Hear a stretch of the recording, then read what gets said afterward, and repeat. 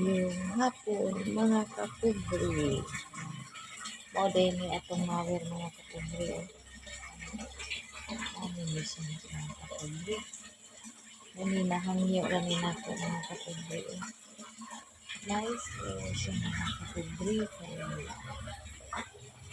Dali ra kaayong limpyuhan ang atong kalugihan. Nami lang mga kapobre. Nailon ra di yang kuan mga kapobre.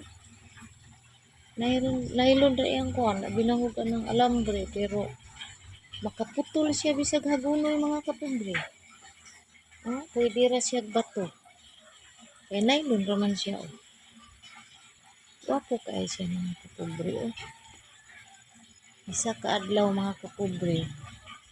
Pating dako ag-agi mga kapobre dahil magtubil ra ni siya mga kapobre.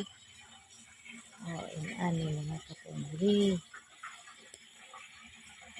Hanggang dito lang muna tayo mga kapobre. Maayong hapon sa tanan.